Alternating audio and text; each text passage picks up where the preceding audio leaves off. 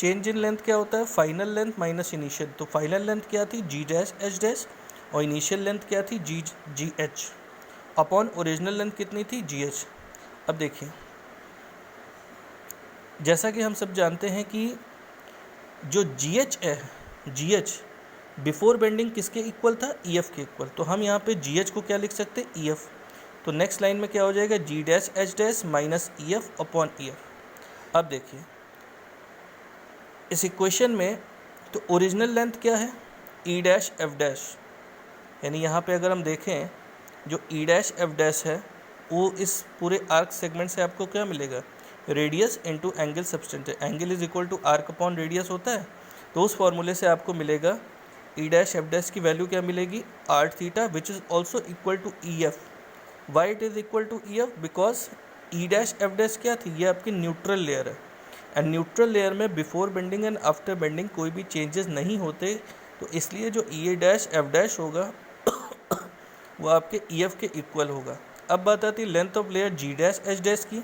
तो जब यहाँ पे आप जी डैश एच डैश की डिस्टेंस निकालोगे, इस आर की लेंथ को निकालोगे, तो आपको क्या मिल जाएगा, R plus Y into this angle theta.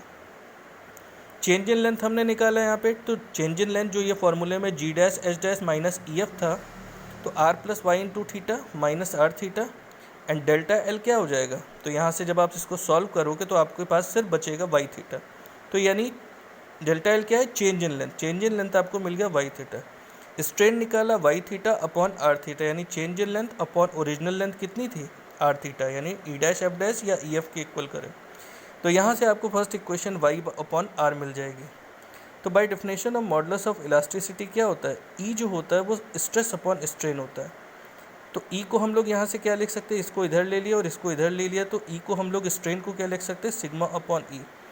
अब इन दोनों इक्वेशन से y अपॉन आर को हम सिग्मा अपॉन ई के इक्वल जब पुट करेंगे, तो हमारे पास यहाँ पे पहला रिजल्ट निकल करके आएगा कि sigma upon Y is equal to E upon R. This is the first derivation result है, मतलब ये रिजल्ट बेसिकली दो पार्ट्स में होता है, तो उस पार्ट का ये फर्स्ट पार्ट आपने निकाल लिया है। अब जब हम यहाँ से इसी फार्मूले से सिग्मा की वैल्यू निकालेंगे, तो y को इधर मल्टीप्लाई करेंगे, एंड ई और आर जो है वो आपका कांस्टेंट है, क्योंकि ई मॉडुलस ऑफ रिजिड इलास्टिसिटी होता है मटेरियल की, जो कि वैल्यू मतलब उसकी वैल्यू कांस्टेंट होगी। आर जो होगा वो भी, रेडियस भी कांस्टेंट होगा। बचेगा क्या, सिग्मा जो होगा वो डायरेक्टली प्रोपोर्शनल होगा वाई के। वाई क्या है, distance of the layer from the neutral axis, और सिग्मा क्या है, बेंडिंग स्ट्रेस। यानी जितनी ज़्यादा डिस्टेंस होगी उसके न्यूट्रल लेयर से किसी भी लेयर की डिस्टेंस जितनी ज़्यादा होगी उतनी ही ज़्यादा मैक्सिमम बेंडिंग स्ट्रेस मिलेगा। जैसा कि अभी हमने लास्ट में जो स्ट्रेस डिस्ट्रीब्यूशन डायग्राम देखा था, तो आपने देखा था वहाँ पे कि सेंटर पे बेंडिंग स्ट्रेस की वैल्यू 0 थी, और जैसे जैसे लेयर करके आप टॉप लेयर पे या बॉटम लेयर पे जब पहुँचते हैं, वहाँ पे स्ट्रेस की वैल्यू मैक्सिमम हो जाती है। तो यहाँ पे यही चीज़ आपको लिखी हुई कि since E and R are constant, the stress is directly proportional to distance bit from the neutral axis.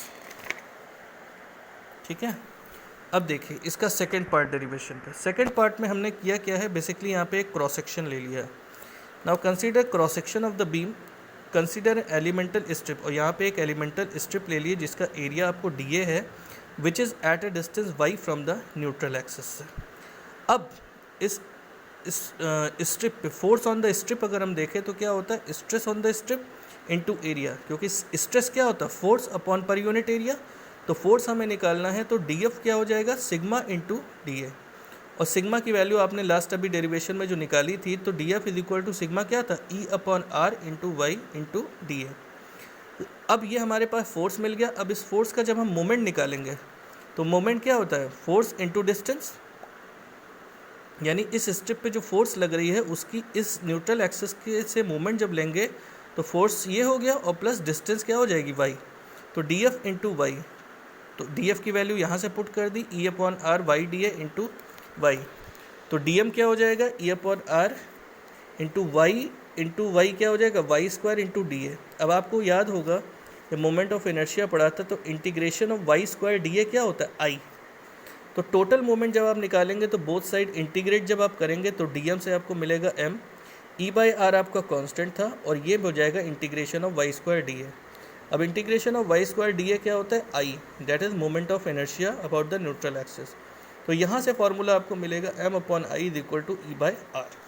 अब देखिए ये सेकंड पार्ट है डेरिवेशन का। जब हम फर्स्ट पार्ट और सेकंड पार्ट को कंबाइन करेंगे तो ये फाइनल हमारे पास जो इक्वेशन आई है m/i इज इक्वल टू सिग्मा/y इज इक्वल टू E/r, ये हमारी बेसिकली कहलाती है बेंडिंग फार्मूला, बेंडिंग इक्वेशन या फ्लेक्सचर फार्मूला हम लोग कहते हैं। इस पूरे पर्टिकुलर टॉपिक में आपको सिर्फ इस फार्मूले का यूज़ करना है। ये जो m आप देख रहे हो, मैंने मेंशन किया मैक्सिमम बेंडिंग मोमेंट। अब आपको पता है कि मैक्सिमम बेंडिंग मोमेंट किसी भी बीम पे हमको वहाँ पे मिलता है जहाँ पे शियर फोर्स की वैल्यू 0 होती है। I जो है वो moment of inertia about neutral axis है। जो भी आपको बीम का क्रॉस सेक्शन दे रखा होगा, L section, T section, I section, square, rectangle, उसका आप लोग मोमेंट ऑफ इनर्शिया निकालेंगे न्यूट्रल एक्सिस के अबाउट। न्यूट्रल एक्सिस मतलब सेंट्रॉइडल एक्सिस के अबाउट। सिग्मा क्या होगा? Bending stress. वाई क्या है? Distance of the layer from the neutral axis. E क्या है? Modulus of elasticity of the material. R क्या है? Radius of curvature of the beam. तो ये आपका फाइनली डेरिवेशन यहाँ पे फिनिश हो जाता है। अब बात आती है सेक्शन। इसी में एक टर्म होता है सेक्शन मॉडुलस, और हम इसको मॉडुलस ऑफ सेक्शन भी कहते हैं। बेसिकली ये जो रेशियो होता है, it is the ratio of moment of inertia of the section about neutral axis of the distance of the extreme fibre from the neutral axis. Denotable नहीं Z, इसको हम सेक्शन मॉडुलस को Z से denote करते हैं, जो कि होता है moment of inertia I upon Y max. Y क्या होता है? Distance from the neutral axis, and I क्या होता है? Moment of inertia. अब देखिए वेरियस अलग अलग क्रॉस सेक्शन, मान लीजिए बीम का क्रॉस सेक्शन आपको कुछ भी मिल सकता है, तो वेरियस क्रॉस सेक्शन के लिए अगर हम z की वैल्यू निकालते हैं, मॉडुलस सेक्शन मॉडुलस की वैल्यू निकालते हैं, तो क्या होगी? जैसे ये रेक्टेंगल है, रेक्टेंगल की b क्या है? ब्रेथ है, और टोटल d क्या होती है? उसकी डेप्थ। अब आपको पता है कि इसके सेंटर में ही इसका सेंट्रॉइड होता है, तो सेंट्रॉइड पे जो हमने एक्सिस खींची है वो क्या होगी? न्यूट्रल एक्सिस होगी। तो न्यूट्रल एक्सिस से अपर फाइबर भी d/2 पे है, लोअर फाइबर भी d/2 पे है। तो अब अगर आपको z की वैल्यू यहाँ पे निकालनी है तो I/y मैक्स फार्मूला होता है। अब I क्या होता है? Moment of inertia of this cross section about the neutral axis. और जब आपने मोमेंट ऑफ इनर्शिया पढ़ा था तो आपको पता है कि सेंट्रॉइडल एक्सिस के अबाउट रेक्टेंगल का मोमेंट ऑफ इनर्शिया क्या होता है? BD³/12। तो BD³/12 I की जगह पे हमने BD³/12 रख दिया। और y मैक्स क्या हो गया? इसकी न्यूट्रल एक्सिस से इसके टॉप मोस्ट फाइबर या बॉटम मोस्ट फाइबर की डिस्टेंस। तो y मैक्सिमम कितना होगा? D/2। यहाँ पे फॉर्मूला आपको फाइनली मिलेगा BD²/6। सिमिलरली हॉलो रेक्टेंगल के लिए आउटर ब्रेथ कैपिटल B है और डेप्थ D है, इनर वाली आपकी स्मॉल b है ना स्मॉल d है। तो यहाँ पे जब आप सेंटर से खींचेंगे न्यूट्रल एक्सिस, तो यहाँ से I/y मैक्स आपको क्या मिल जाएगा? BD³ यानी कैपिटल में /12, यानी बाहर वाले जो आप रेक्टेंगल देख रहे हैं उसमें से अंदर वाले रेक्टेंगल को आप सब्ट्रैक्ट करोगे मोमेंट ऑफ इनर्शिया को, डिवाइडेड बाय D/2। यहाँ पे एक चीज़ ध्यान रखनी है कि कभी भी कोई भी हॉलो सर्कुलर सेक्शन हो चाहे वो रेक्टेंगुलर सेक्शन हो, हम यहाँ पे हमेशा आउटर जो डायामीटर होता है उसका हाफ कंसीडर करते हैं, मतलब मैक्सिमम D/2, यानी जो बिगर D/2 आप देख रहे हो कैपिटल D/2, हमेशा इसको लेंगे, स्मॉल d को कभी भी कंसीडर नहीं करेंगे। तो ये फार्मूला आपको मिल जाएगा दिस वन। इसी तरीके सर्किल में जैसा आप देख रहे हो कि ये आपकी सेंट्रॉइडल एक्सिस होगी, तो सेंट्रॉइडल एक्सिस से सर्किल का I की वैल्यू क्या होती है? πd⁴/64। ये स्टैंडर्ड फार्मूले से जिसका डेरिवेशन आपको पहले ही हम भेज चुके हैं या आपको बता चुके हैं।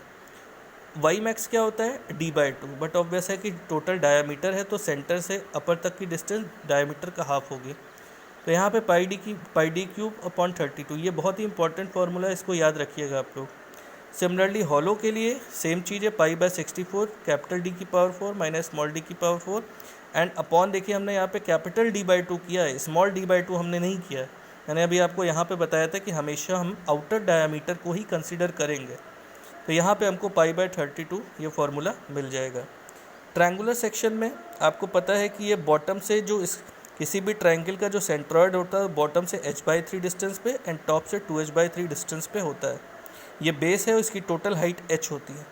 तो z जब आप निकालोगे I/y मैक्स, तो I क्या होता है? BH³/36, ये स्टैंडर्ड फार्मूला है इसके अबाउट, एंड y मैक्स क्या होता है? 2/3 ऑफ h। तो यहाँ पे BH²/24 ये आपको मिल जाएगा। अब बात आती है नेक्स्ट, इसमें एक लास्ट टॉपिक और होता है कि moment of resistance. Moment of resistance basically इसी फार्मूले से निकल करके आता है। तो मोमेंट ऑफ रेजिस्टेंस क्या होगा? σ/y × I and σ/y I upon Y क्या होता है जेड, अभी जो मैंने हम लोगों ने देखा है सेक्शन मॉडुलस। तो एम जो हो जाएगा सिग्मा इंटू जेड, तो जेड जो होता है वो आपका सेक्शन मॉडुलस होता है, एम जो है वो मोमेंट ऑफ रेजिस्टेंस हो जाएगा। ठीक है, अब आती है बात प्रॉब्लम नंबर 1 पे, इसको बहुत ही ध्यान से सभी लोग समझिएगा। ठीक है, अब देखिए जैसे इस क्वेश्चन में आपसे कहा है कि टू मतलब दो 50 क्रॉस 150 mm के rectangular timber section are glued together. इन दोनों को हम लोगों ने, यानी ये देखिए 50 mm क्रॉस 150 mm और ये भी 50 mm क्रॉस 150 mm के दो हमने ब्लॉक्स लिए, जिसको हमने ज्वाइन कर दिया, ग्लू कर दिया है to form a T section as shown. ठीक है, तो इस तरीके से टी सेक्शन बन रही है। अब ये कह रहा है कि इफ़ सैगिंग बेंडिंग मूवमेंट, अब आपको देखिए इस क्वेश्चन में दे रखा है कि भाई इस बीम पे जो टी सेक्शन की एक पूरी थ्रू आउट बीम होगी, उस पर जो बेंडिंग मूवमेंट अकर कर रहा है वो उसका नेचर कैसा है, सैगिंग है, और उसकी वैल्यू कितनी है 4 किलो न्यूटन मीटर आपको दे रखी है। Is applied to this beam about the neutral x horizontal axis.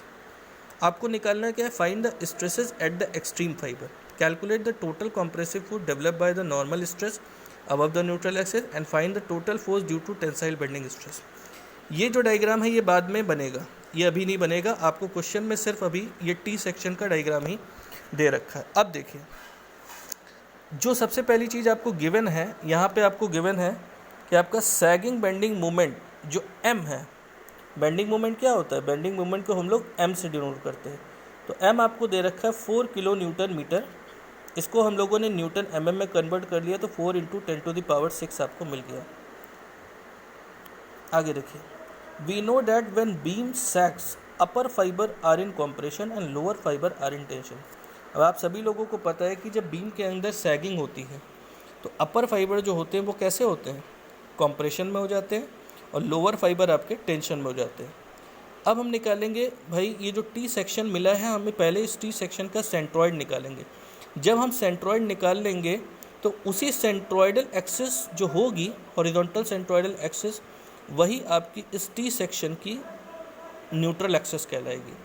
तो इसको निकालने के लिए सबसे पहले आप टी सेक्शन का सेंट्रॉइड निकालोगे। तो सेंट्रॉइड निकालने के लिए आप देख रहे हो कि ये टी जो है वो वाई एक्सिस के अबाउट सिमेट्रिकल है, इसका मतलब हमको इसका एक्स बार नहीं निकालना है, हमें क्या निकालना है, सिर्फ वाई बार निकालना है। तो वाई बार निकालने के फॉर्मूला आप जानते हो, a1y1 upon a2y2 upon a1 + a2। ठीक है, तो यहाँ से आपको बॉटम से लेना है, तो हमने इसको देखिए फर्स्ट मान लिया, इसको मान लिया सेकंड। तो ये जो टोटल हाइट आपको दे रखी है फर्स्ट ब्लॉक की कितनी दे रखी है, 150, तो 150 का हाफ कितना हो जाएगा, 75। तो देखिए यहाँ पे y1 की वैल्यू कितनी है, 75, और एरिया कितना है, 50 क्रॉस 150। सिमिलरली y2 की डिस्टेंस कितनी है, 175। कैसे, बॉटम से जब आप इसके यहाँ तक की जी की डिस्टेंस देखेंगे तो 150 तो ये हो गई, और प्लस 50 का हाफ 25 लेंगे तो आपको ये मिल जाएगा 175 total, divided by total area, तो ये आपको आंसर मिलेगा 125 फाइनली वाई बार।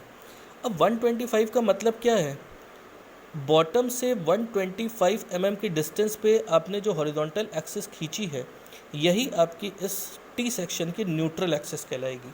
यानी बीम जब ये टी सेक्शन, जैसे आप जो देखते हो टी सेक्शन की जो बीम है उस पर जब आप बेंडिंग करोगे तो ये ऐसे सैग करेगी।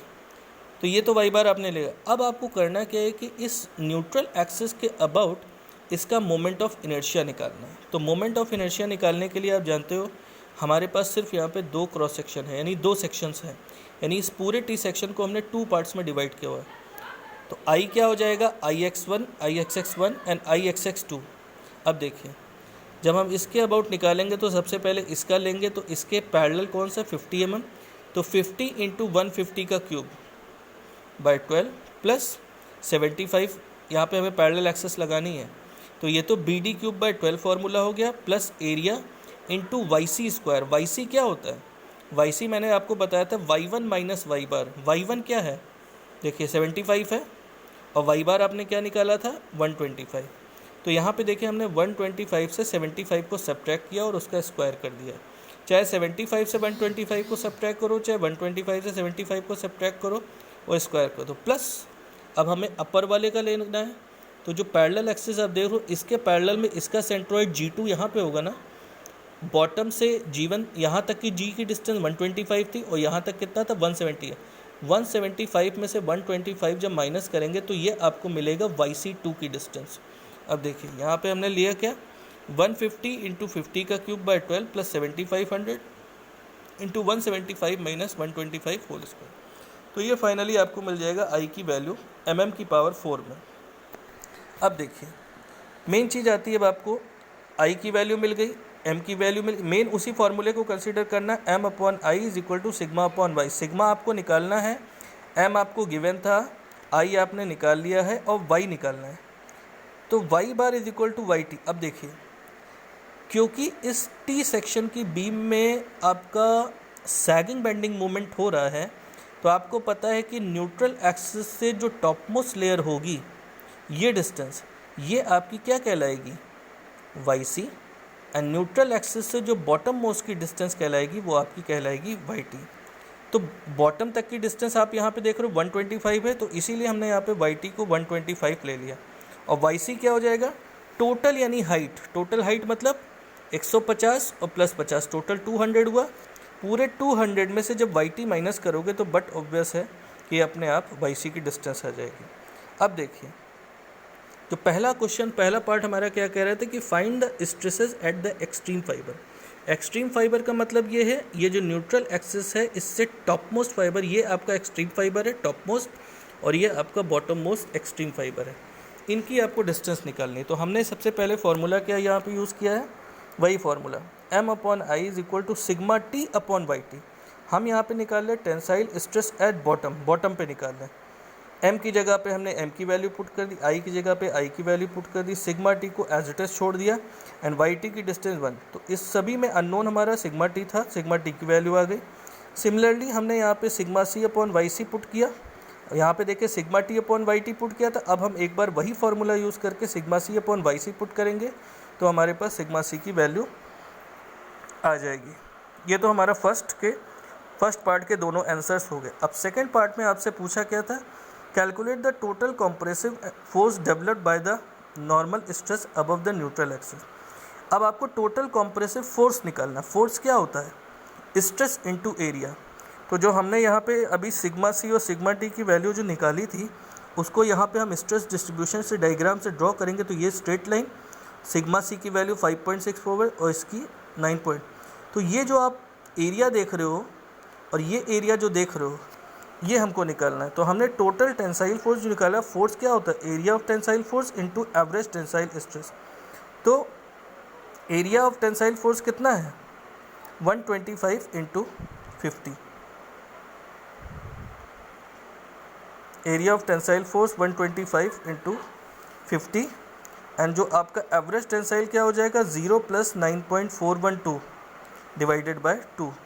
यानी इस स्ट्रेस से ये जो न्यूट्रल एक्सिस आप देख रहे हो, इसके नीचे का जो रीजन है वो आपको, वहीं पे तो टेंसाइल फोर्स का रीजन है टोटल। तो ये तो 50 हो गया, और ये डिस्टेंस कितनी थी, 125। तो 125 इंटू 50 लिया, और 0 + 9 यानी इस जो ट्रायंगल आप देख रहे हो इसका एवरेज। तो यहाँ पे कितना था, 0, और इस जगह पे मैक्सिमम कितना होगा, 9.412, और दोनों का हमने एवरेज निकाल लिया बाय 2 करके। तो ये आपको फोर्स जो मिला है, ये आपका फाइनली कॉम्प्रेसिव फोर्स यानी टोटल टेंसाइल फोर्स है। अब टोटल कॉम्प्रेसिव फोर्स निकालना है, तो total compressive and total tensile force आपस में इक्वल होते हैं। तो ये जो वैल्यू होगी वही आपकी टोटल कॉम्प्रेसिव फोर्स की वैल्यू हो जाएगी। अब बताइएगा कि ये चीज़ आपको सभी समझ में आई है या कहीं कोई दिक्कत है, तो आप लोग हमसे पूछ सकते हैं, क्वेरी कर सकते हैं। ठीक है, थैंक यू।